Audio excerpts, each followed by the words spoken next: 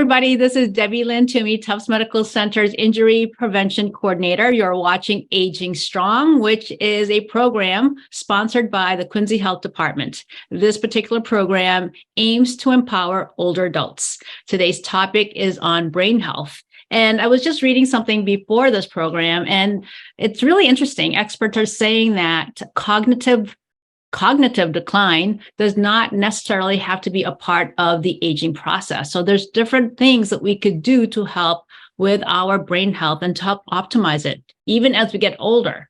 So today's guest is Joya Pizzuto, who I've had on before. Joya is the community outreach nurse for Melrose Wakefield Hospital. So Joya, welcome. Hi, Debbie. Thank you so much for having me. I'm so excited to learn more about brain health and how I could optimize my brain function, because once in a while I do forget things. So I want to be able to learn some tips and tricks from you. Sure. Awesome. Let me just share my screen. Boosting your brain health. So before we begin, I just want to remind everybody that no content in this presentation should ever be used as a substitute for direct medical advice from your doctor or other qualified clinician. Okay, so a healthy aging brain. Our lifestyle choices, what we eat, and the things we do play a critical role in our overall health. Even the healthiest of people will notice a change in memory and learning as they age. Things like challenges with multitasking, difficulty finding words, I know I have that quite a bit, minor decrease in the ability to pay attention, those are all normal age-related changes. But a healthy aging brain can still improve skills, create new memories, and learn new things. Okay, so let's just talk a little bit about what are potential brain health risk factors. This particular program on brain health we run, it usually lasts about an hour and a half. So I have kind of condensed this program a little bit, and I've picked some of my most important slides. And I do find it important for people to understand what you could be at risk for brain health. And that's why I put this slide in here. So managing risk factors early on can make a difference for long-term brain health, and it is never too late to make changes. So a risk factor could be an accident. So accidents can happen at any age, but it does increase our risk factor for a fall or other accident that can cause a brain injury. So as we age, we are at more of a risk of a fall or another particular accident. So falls are one of the leading causes of fatal and non-fatal injury in people over the age of 65. You can reduce your risk of having a fall or other accident by exercising regularly, and of course, we will be talking about exercise today. Taking a fall prevention class like Matter of Balance, and making sure your home is safe. So no scatter rugs, making sure you have grab bars in the bathroom and you have proper lighting. And also, in addition to that, proper footwear so that you don't lose your balance easily, and wearing a seatbelt when you're in your car, and also having your vision checked regularly. So those can all be very helpful in terms of brain health by reducing our risk for having an accident. Also, some medications or improper use of medications can put us at risk for brain issues or brain health problems. So it's important to understand dosing instructions and potential side effects. Some medicines and combinations of them can affect your thinking and the way your brain works. It is critical to talk to your healthcare provider about all the medicines you take, and that includes over-the-counter things you may take as well. Be sure to follow instructions and take your medications safely.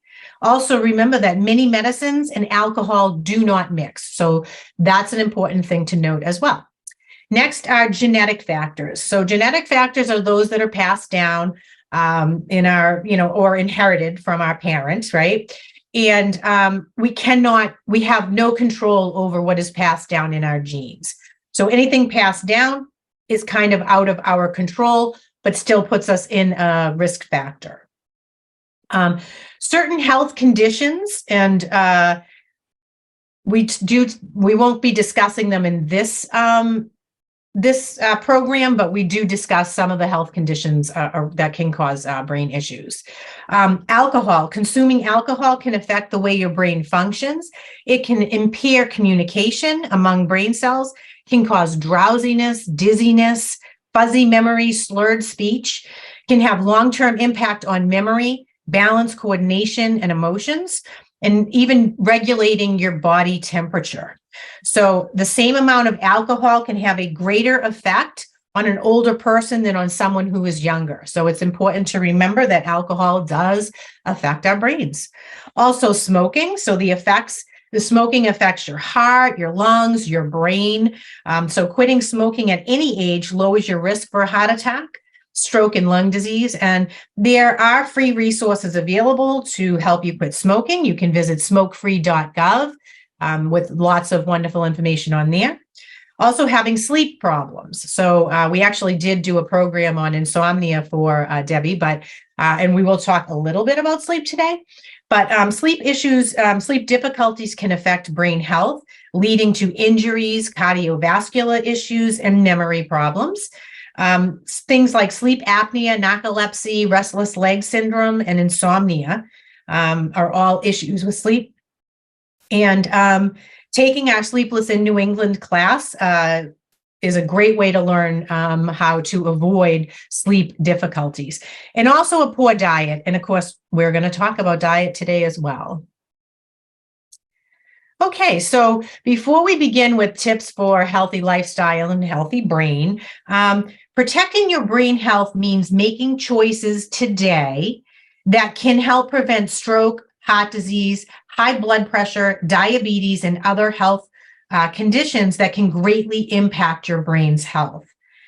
I have picked 5 of my favorite tips from our hour-and-a-half brain health class. And many of these you probably already know. They are key.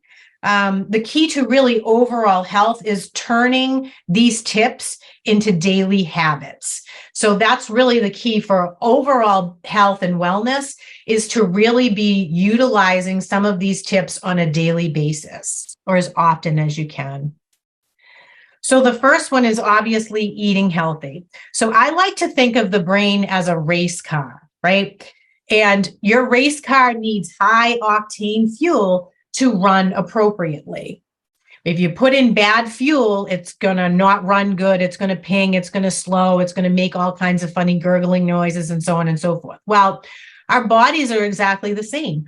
We need nutritious foods to help our body work at its best. And so that's what we're going to talk about now. So we want to eat more fruits and vegetables, brightly colored, like the rainbow, and a great source of fiber, which can help you stay fuller longer. So it can help with managing weight as well.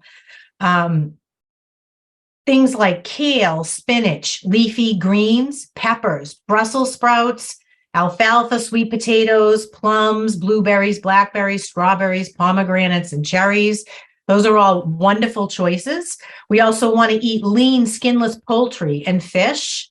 And while you're at it, consider adding 1 or 2 meals a week that use plant-based proteins. So those are also really important as well. Things like nuts and seeds, beans, lentils, peas, things that are high in protein.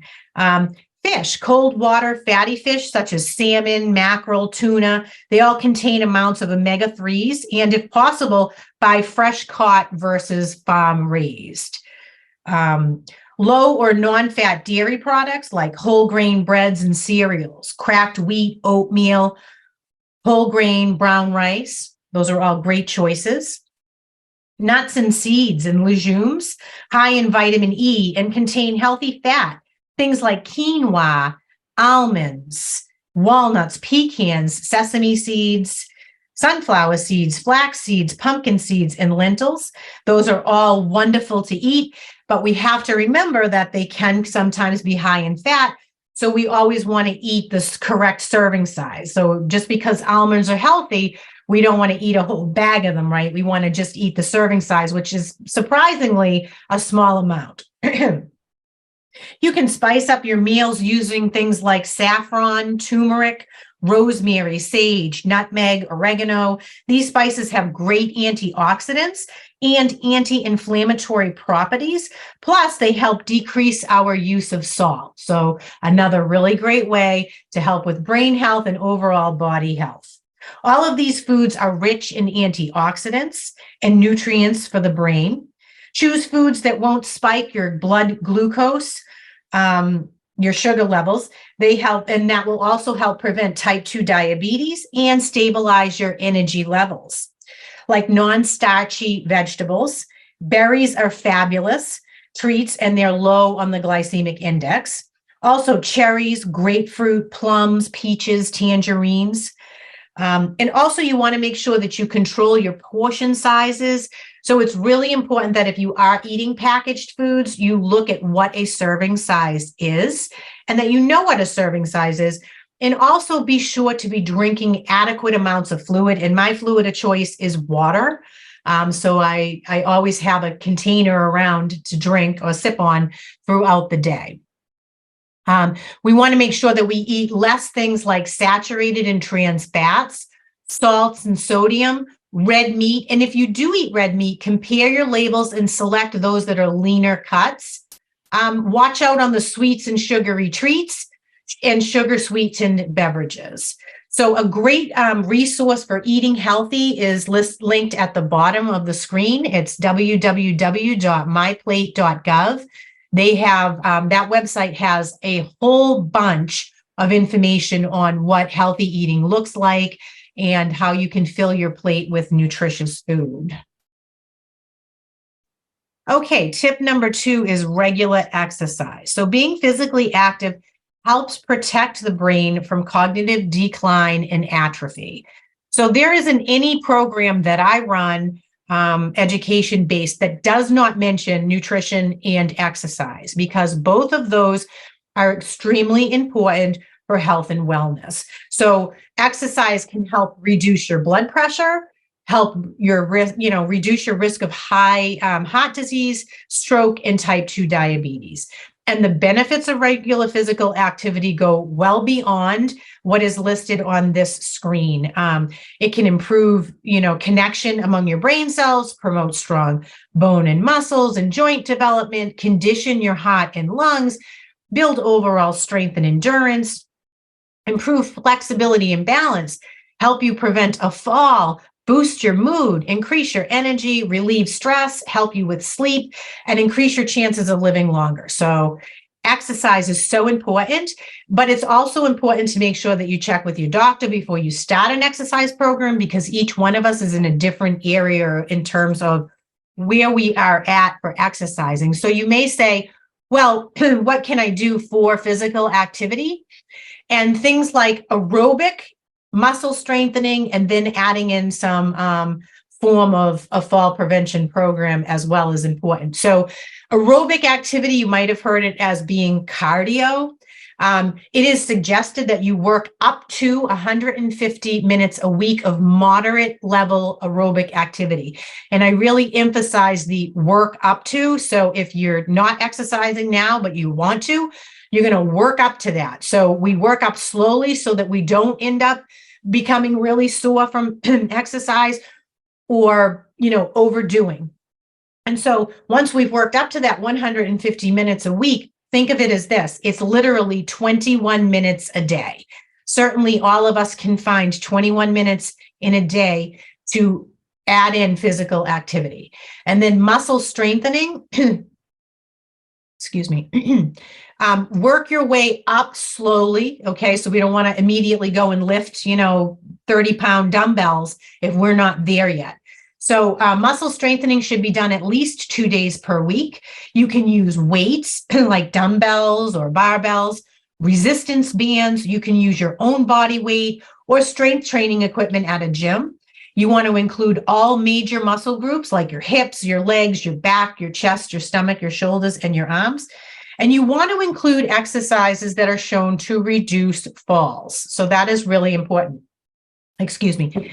In addition to doing physical activity and exercise, we want to make sure that we include our exercises in a program sort of thing where we are being social.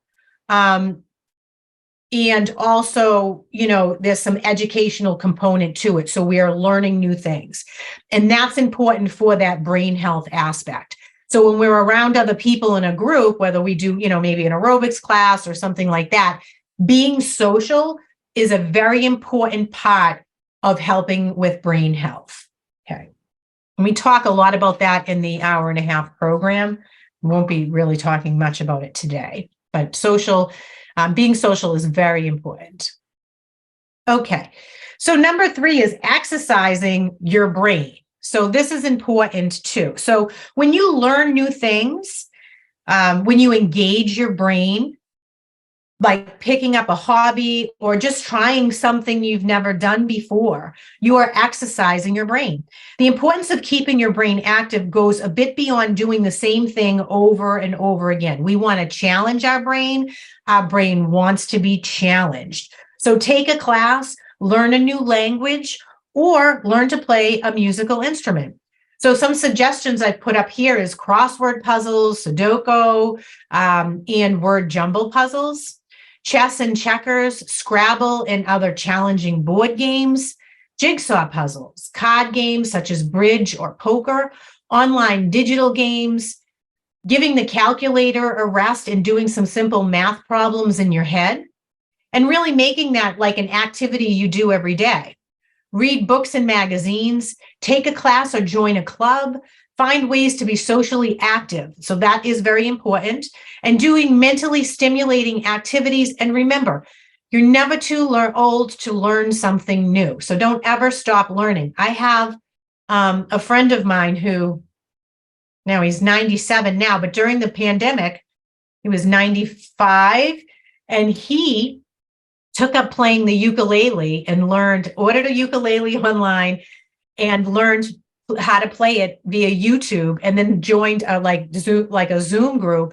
And so it's really like, if you've wanted to learn a new language or you wanted to learn something new, there's nothing wrong with taking a course or a class. And it's really, really helpful for your brain, for boosting that brain health. I do just want to mention that there really isn't a specific game or activity that you can do to prevent a cognitive decline. So if you do have a dementia or Alzheimer's, these types of things are not going to stop the decline of that. Okay, so number 4 is getting a good night's sleep. So again, as I had mentioned a little bit ago, we do offer an hour-and-a-half program on insomnia. So it's important. These are like some of my most favorite tips on getting a good night's sleep, but sleep is so important in your brain's health. Sleep is an essential function that allows your body and mind to recharge, leaving you refreshed and alert when you wake up. Sleep also helps the body remain healthy and stave off disease. Without enough sleep, the brain cannot function properly, and this can impair your abilities to concentrate, think clearly, and process memories. So if you've ever had a night of tossing and turning, or several nights in a row of tossing and turning and not sleeping well, you know how important sleep is, because you know how awful you feel when you don't get a good amount of sleep. So let's just take a look at some of the things that you can do. So following a regular schedule, that means getting up and going to bed at the same time, Monday through Sunday. So every day. And, if you, have a party to go to or something on a weekend, every now and again, slipping up on that schedule is okay. But what we're really trying to do is retrain our brain to get into bed at a certain time and get up at a certain time. And that's important to do. So if we're, going to bed sometimes at 8, sometimes at 11, sometimes at 2 a.m., our brain really doesn't know what we're trying to do. And so it's difficult to find that balance of quiet time that the brain needs to be able to fall asleep.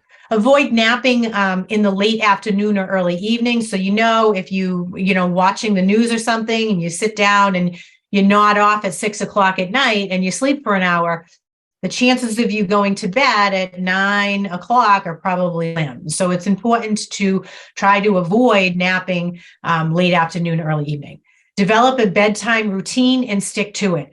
And I always mention in my the hour and a half program that, you know, if you had children or you have grandchildren, and you've ever taken care of a small child, you know that bedtime routines are very important for them to be able to go to sleep, because they usually need to, you know, maybe they take a bath and then maybe they get their favorite teddy bear and they need a book or two to be, you know, read to them, right? Some bedtime stories. It's no different as we get older, right? So our brain needs that time to kind of quiet down. It's not like I've been doing all kinds of stuff all day long and then it's 9 o'clock and I jump into bed and expect my whole body to just go to sleep, right? So we need to have some kind of a bedtime routine and a ritual that our body and our mind looks forward to. So maybe it's reading a nice light book with a cup of herbal tea. You know, maybe it's taking a warm bath. Maybe it's, you know, listening to some quiet music or even doing some meditation. But that's really great. You also want to avoid electronics 1 to 2 hours before bed, and that includes your cell phone, your iPad, your Kindle, your Nook, your TV, all of that. And I know people are like, oh, I fall asleep to my TV. But again, that is activating our brain. Make your bedroom a comfy sleep haven. So if your mattress is, 25 years old, it's time to get a new one. Exercise early in the day. Avoid eating large meals near bedtime because our body needs to digest food. And to digest food, it needs energy. And so that can sometimes, make it difficult to fall asleep. Stay away from caffeine 4 to 6 hours before bedtime. Alcohol will not help you will help you fall asleep, but won't help you stay asleep. So, reaching for that glass of wine or something is probably not the answer. And trying different relaxation techniques, which we talk a lot about in the Sleepless in New England program. So sleep is vital. Nutrition, exercise, and sleep are vital for a healthy body and a healthy brain. So depression, it's important that we talk a little bit about mental health. So when we focus on health and wellness, we tend to think of keeping ourselves strong and healthy, but we often neglect mental health and how we emotionally feel and how stress can affect our emotional health and well-being, which ultimately affects our brain.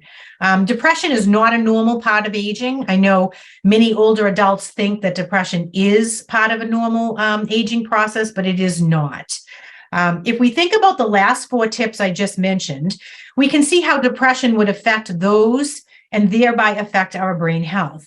We may crave, so in terms of nutrition, when we're depressed, we may crave or be drawn to more comfort foods, which are usually sweet and laden with carbohydrates. We may not have motivation to exercise. We may not have an interest in activities or socialization, and sleep may become very disrupted. We may be sleeping too much or not sleeping enough. So taking care of your mental health is going to help your brain health as well, and that's very important. So feeling positive and upbeat is definitely going to have an impact on your brain health and overall health, and you'll make better choices and decisions. But it's sometimes not super easy to just be positive, and it's easier said than done. And so in older adults who experience an intellectual decline, it's sometimes difficult to tell whether the cause is dementia or depression, because they can kind of sort of look similar. So depression in the elderly can lead to a phenomenon called pseudo-dementia. And it's an apparent intellectual decline that stems from a lack of energy or effort. People with this problem are often forgetful, move slowly, and have low motivation as well as mental slowing. They may or may not appear depressed, so it could look a little bit different. So early diagnosis and treatment is very important. So if you feel like you are suffering from depression, you must talk to your doctor about it. It's very important. Depression is just like any other chronic disease, whether it's, diabetes or high blood pressure or anything like that. Depression is important to treat and is very important for brain health and mental health as well.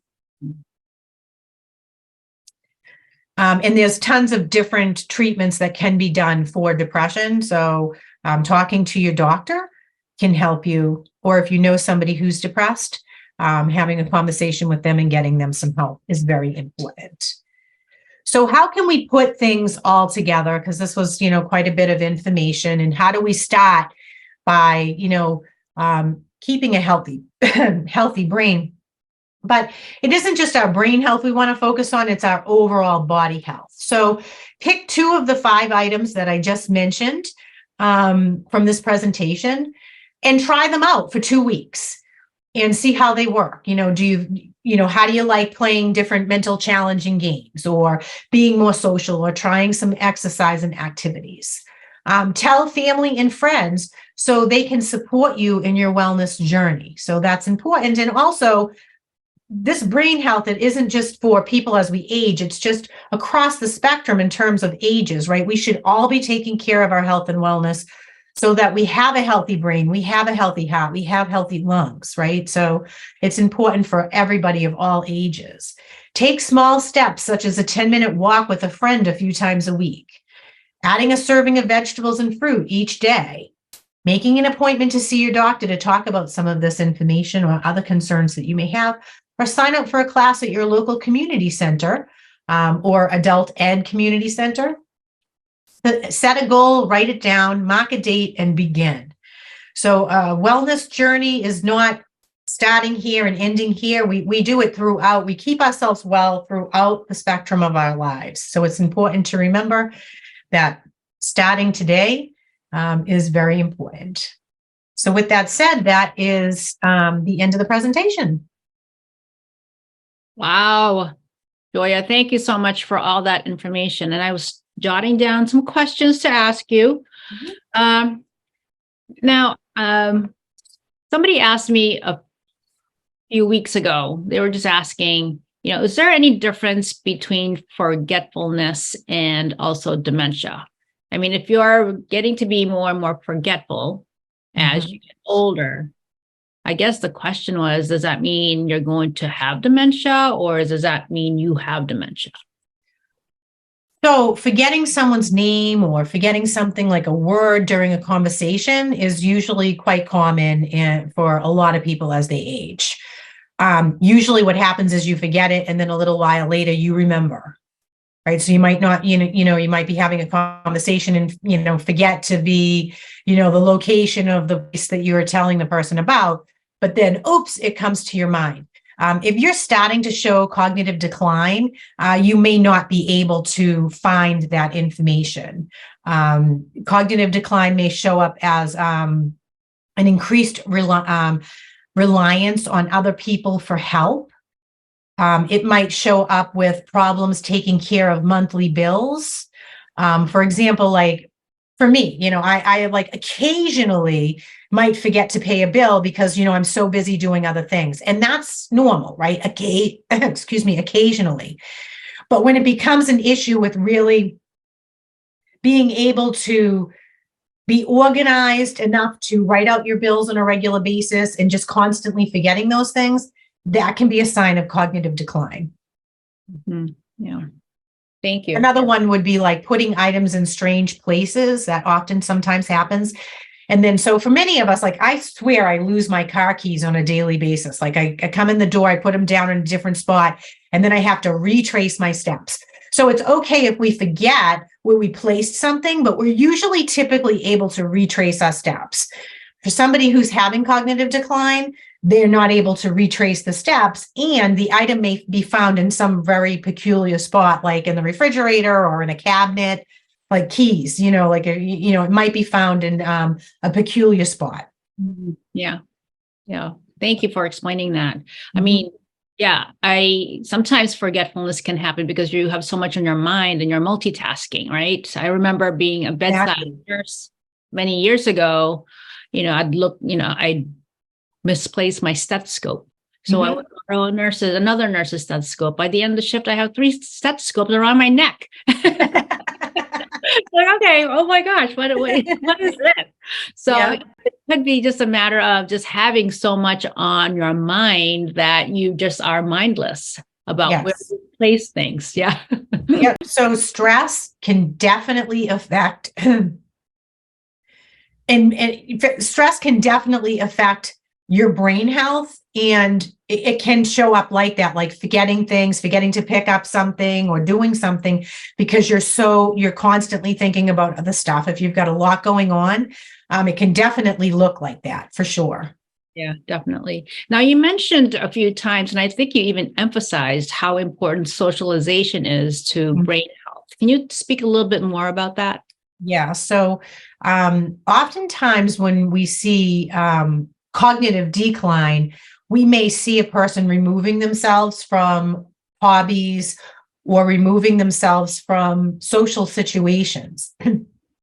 And that can be kind of a sign of cognitive decline. But socialization is so important. And I think we really realized it during the pandemic when we weren't able to see the people that we loved and our friends and our family, right? And so it is so important for our mental health to be out there and just socializing with people, whether it's, taking a class, going to the senior center, doing a workout program with somebody, even going for a walk or a cup of coffee with a friend.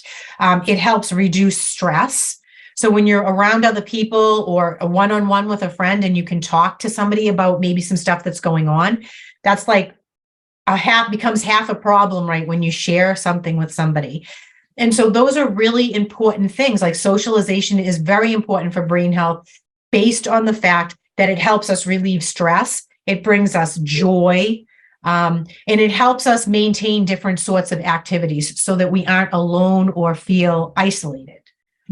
Yeah, I remember during just the height of COVID, yeah, there was the mandate to, try to stay at home if you can, Yeah. social isolation. But a lot of people felt that social isolation was very much misunderstood. It should have been social distancing because many people took that literally and became more and more afraid to go outside. Yeah. So, the power of words can be so important. But I remember during that time, I loved going for walks. And so, having the mask on. And it was just very strange not to see people. I agree. Yep.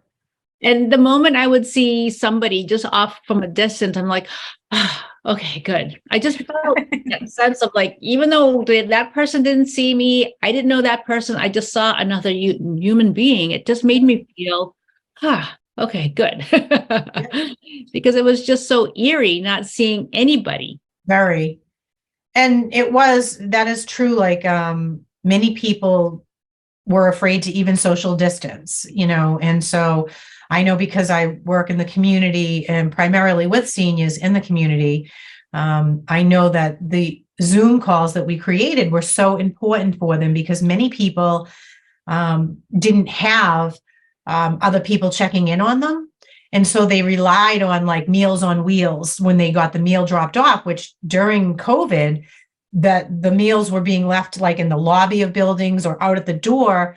And so there was that communication. And so it's so important to really maintain contact if you know somebody in your community that is alone, to really reach out to them, because being social is so important, and we crave it, we need it, and it's important for our overall health. Yeah. Human beings are social beings. Yes. Very. Even if you're a private person, even if you're an introvert. Yes. Really important, definitely. Mm-hmm. Now, question about sleep. You talked about, creating a comfy, safe haven in your bedroom. Yep. Now, the temperature of the room also matters, don't you think? Yes, definitely. It should be on the cooler side, more so than the warmer side. I mean, not to the cooler side where you're freezing, but it's much better to sleep in a cooler room than a warmer room. Yeah.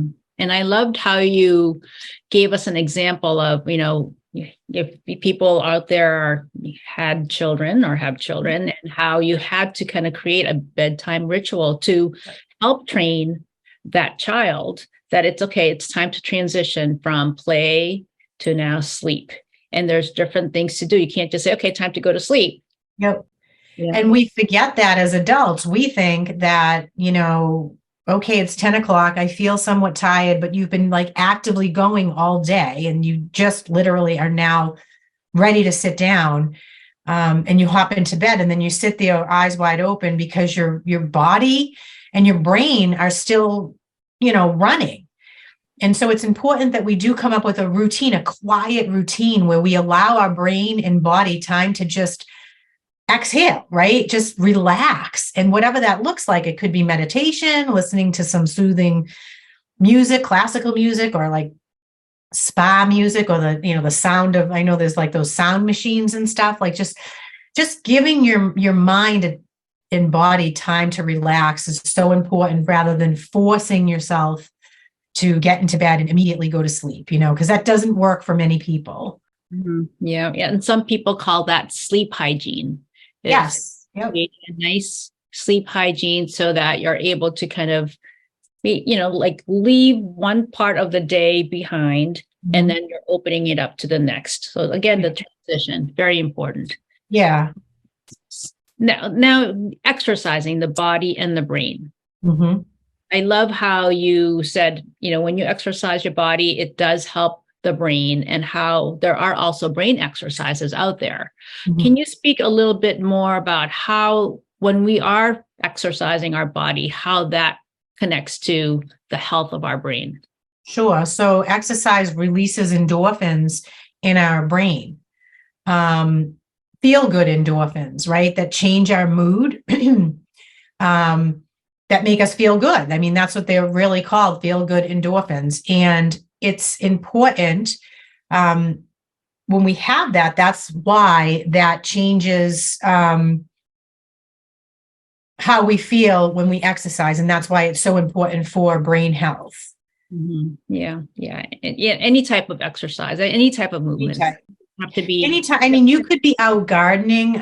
Gardening is one of my very favorite things to do. I could spend, if I had the time, hours every day, because I truly enjoy it. I consider it a form of active meditation.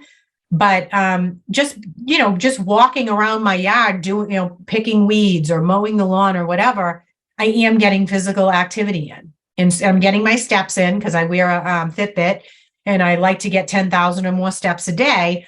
And so you can find all sorts of ways to get that activity done. Some people, to get their 10,000 steps or more, and it's 9 o'clock at night and they started to watch TV or something, they may stand up and march in place or something until they get there. So there's all different sorts of things that you can do to be physically active. You don't have to go to a gym. Yes. Yeah, I agree. I mean, any type of housework is a form of exercise, because you're moving your body, you're your body. Energy. Yep. Very, very important. Like you said, gardening, doing something active outdoors, that's actually also very grounding. Yep. Because you're in touch with nature. You could be walking down the beach, even walking in the mall. There's a lot of people that does walking groups. Yeah. Right? Mall walkers, which I love. That's a great concept. So you could do that all year round. Yeah. And I love that it's even better if it's done with somebody else or in a group, right? Because you're knocking two things out. You're getting your exercise and your socialization. Yeah. So both of those increase your endorphins, because even socialization, laughing can increase those endorphins. And so when you're around people, that helps with that and boosts your brain health. It boosts your mood. So it helps you feel better. Mm-hmm. Now, there was a study that I learned about many years ago, how when people have depression, one of the best ways to kind of help alleviate that or get yourself out a little bit, somewhat from the depressed state to a little bit of a better state, is going outside and basically physical activity. Mm-hmm. It can help reduce depression. So just another thing to kind of consider, because you did talk about depression and mental health, and May is Mental Health Month. Yep. How important it is to to recognize that and to just kind of, just know that there is something you could do. It doesn't have to be, if you take medications, keep taking it, but there's other things that you could do to help potentiate the benefits of the medication. That's just as simple as being outside and walking, being out in nature. Absolutely. I mean, just getting a little bit of vitamin D is so important for our health. But you're correct. Being outside is really another, in my opinion, brain booster. I love being outside. So I do believe that it is an integral to our health. Yeah. You mentioned vitamin D. I mean, yeah, it's been helpful for mental health and also the immune system. A lot more and more studies are coming out with, about taking vitamin D and having the right level, because we have so many people in this world who are, vitamin D deficient, and that can impact our mood. It can impact our activity and also our immunity. So it's really good to have your doctor check that. Actually, low vitamin D levels can also put a person at risk for falls. So definitely for older adults, have your PCP check your vitamin D level. That's important. Yeah. Very, very important. Can you speak a little bit more about, you talked about, puzzles and Sudoku and how people do that routinely, but there's also that stretch. You want to be able to challenge yourself in order to optimize that cognitive function, right? You want to do something so routine that like, okay, I can do this. This is easy. You want to be able to kind of push yourself a little bit, right? Right. So, change it up. And that's why learning something new is a really great way to do that. Because, if you're used to doing crossword puzzles or word searches or, things like that, change it up and do something different. You could, I know people who have purchased, like at the dollar store, those math books, for like 4th and 5th grade, where it's just basic multiplication and division. But even just doing that, right? Sounds easy, but then you sit down to do it and you're like, ooh, I'm so used to using a calculator. So trying things like that. So really switching it up, having a little toolbox of things that you can choose to do, or even learning, like I said, a friend of mine who is 97 now, but learned how to play the ukulele during COVID, right? And that kept him very mentally active in terms of trying to learn to play that. So you're never too old. I mean, you can take a class, if you've always wanted to learn Spanish or French, I mean, you can take a class in that. There's all sorts of things that you can take classes of, where you can do them online. You can go to local, I know, like vocational schools offer adult ed classes. I know the Boston Center for Adult Ed. There's all sorts of ways that you can really challenge your brain, not just by doing word puzzles. Even like doing picture puzzles, those can be helpful, and starting that. And so there's lots of different things you can do. Starting small. So if you start doing puzzles, you don't want to buy the 5,000 pieces. Right. Yep. You want to go with something like maybe 100 piece. And go up from there. Yeah. Challenge the brain. I can get really frustrated doing puzzles. So I have to kind of like back it up. Same thing away. With the Sudoku, I got to do the easy and then kind of build up that mental endurance. Yeah. Some people have calendars on their desk that they learn a new word every day.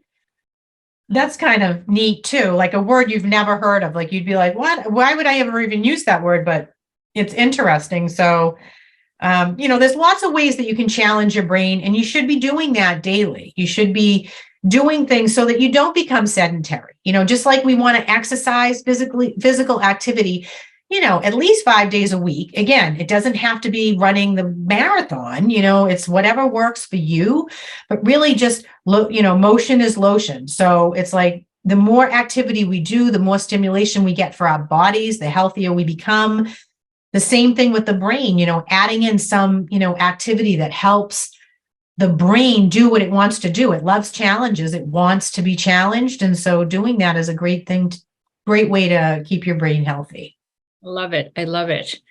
Now, let's go back to the beginning part of your slide when you're talking about eating healthy. You talked about drinking enough fluid, Mm. and your drink of choice is water, which is Yes. mine as well, or tea. I love my tea.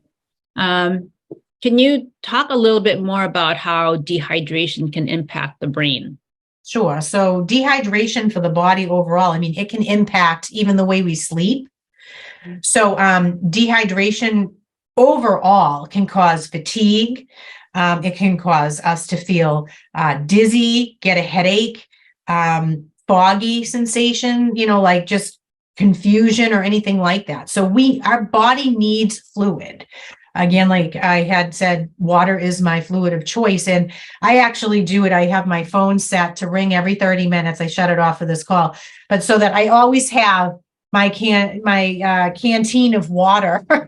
And every 30 minutes, I drink some because otherwise I forget throughout the day. And then before I know it, it's 6 o'clock at night, and I've only had maybe 12 ounces of water all day long because I'm going and doing things, and that's so bad for your body. So if you get it in slowly instead of guzzling, it's easier on your kidneys, on your bladder, and all of that. So it really, being dehydrated can affect your brain on so many levels. So staying hydrated is important. Yeah, we're made up of mainly water. Water. Yep. So, we need to really be able to maintain that. And, keep an eye on the color of your urine too. It should be pretty much as close to, but, yellow tinge to the color of water. If it starts to get darker, right? That means, okay, you need to drink a little bit more. You're getting that into that dehydrated range. Right. And a lot of people are, particularly as they age, have some bladder issues, and that prevents people from drinking. They'll only drink, the bare minimum of water, like maybe 8 ounces, 10 ounces of water a day. And it's so dangerous to do that. But I do understand with bladder issues, and we offer a program on pelvic health, and we talk about bladder stuff and ways to kind of avoid dehydration based on that frequency of going to the bathroom. But finding ways to, instead of guzzling water down, if you drink it slowly throughout an 8-hour period, it's much easier to get in, stay hydrated, with less trips to the bathroom. So yeah, I agree. I mean, you know what? There's some people, you and I love water. Some people do not like water at all. They do not. I've done enough, workshops myself for the older population. And some people, like it. And it surprises me because I love water and there's really no taste to it. But some people would say, I hate water. I know. I've met a lot of people in the community that are like, oh, I can't drink water. I mean, some things that you can do for that is you can add, they actually sell bottles with, it has like an insert in it where you can put fruit inside the insert and it infuses the water. So you can do that. You could slice up a lemon and put lemon or lime or orange slices to kind of give you a little bit of a flavor to it, of what, to get that in there. You can also eat some foods that are high in water content, maybe some broths, being mindful of sodium intake, but lower sodium and no salt added broth. I mean, that's a good way to get some fluid in. Also, like watermelon or fruit in general does have a concentration of water in it. So that's also an option to get water in. I know like herbal teas, is a good way to get a little bit of a flavor in if you don't particularly care for. I know I love water, so I can't relate to that, but I do understand there are a lot of people who don't. But there are things you can do. Yeah, there are things. I mean, I remember when I was first doing workshops for older adults and I wanted to touch upon the topic of hydration and dehydration. And it's really interesting, as we get older, our thirst drive goes down. Mm-hmm. So our body may be thirsty, but we may not feel thirsty or think that we are, but our body is thirsty. So that's one of the factors that can, increase the fact that we're not drinking as much. But I did ask our dietitian at Tufts, and I said, so there's some people who don't like water, but they love drinking coffee. They love drinking coffee. And I said, aren't coffees, those type of drinks, they're kind of, it makes people pee. Yeah. And so would that make them more dehydrated? Basically, they said, you know what? If that's what they can do, let them. Yeah. Let them. At least they're taking some sort of fluid in. Yeah. I had to just kind of resign to the fact that, you know what? That's right. Yeah. Yeah, that's true. Yeah.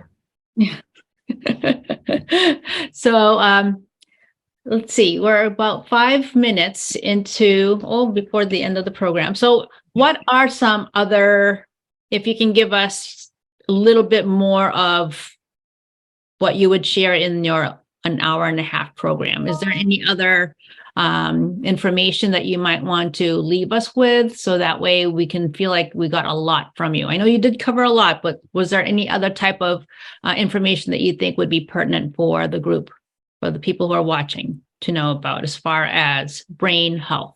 Yeah. So stress management is one of the things we talk about in brain health. And I know I did mention a little bit about stress and how stress affects our body, mentally and physically, in so many ways. I mean, it really can cause us to eat more foods that aren't good. It can cause us to not sleep well. There's so many factors around stress, and it's really not, I don't think it's talked enough about how stress, it can just be so damaging to your body. So learning ways to manage stress, because let's face it, stress is in everybody's life and it's not going away. And if you don't learn ways to manage it, it will manage you. It can turn you, it can give you health issues. It can cause you to have an accident, right? If you're, constantly thinking about something or worrying about something or whatever. So I really feel like learning ways to manage stress. And I'd probably say, obviously, exercise is a great way to help. That's one of the things we talk about in this. We have a stress management program that we offer. Exercise, because it releases those endorphins, it helps with stress, right? But some other stuff we do talk about is forms of different relaxation forms. And that can look different for a lot of people. Like meditation may not be somebody's thing, but active meditation, like for me, working out in the garden, is a form for me to meditate, and that helps me release my stress.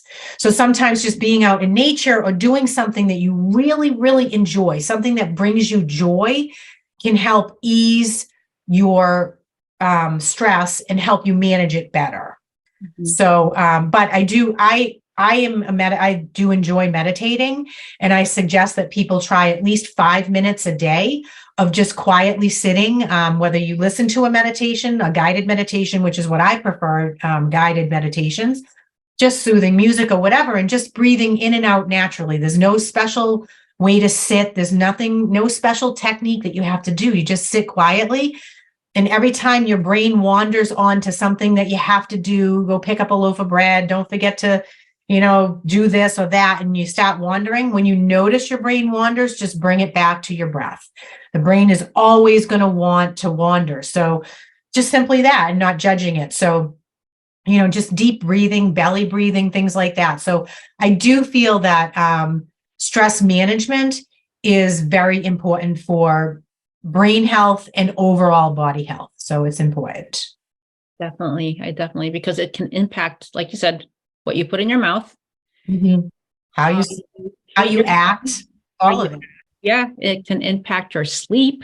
And you mentioned how important sleep is to brain health. So it's just like, it's like a catch-22 in a way. You have to make sure that you're taking care of the brain and the mind together. Yep. Yeah. So all right. Well, Joya, I really appreciate you coming on today. I learned so much from you, and I hope everybody who watches this program do as well. How can people contact you if they have more questions about what you covered today? Sure. We have email, an Aging in Balance email that I'm trying to think what would be the easiest way. Maybe if they reached out to you and you could give them our information, does that work? That would work. Yeah, yeah, yeah. So basically, in order for people to, if you have any questions, can just reach out to me. My email is debbie.toomey@tuftsmedicine.org. And as you know, or maybe not know, Melrose Wakefield Hospital is part of the Tufts Medicine family. So I'm very grateful for this collaboration with Joya and Stephanie Ramey. And I enjoy having you on, and I can't wait to have you come back on today. So until next time, everybody, and I want to thank the Quincy Health Department for this sponsorship. Have a good evening or good day.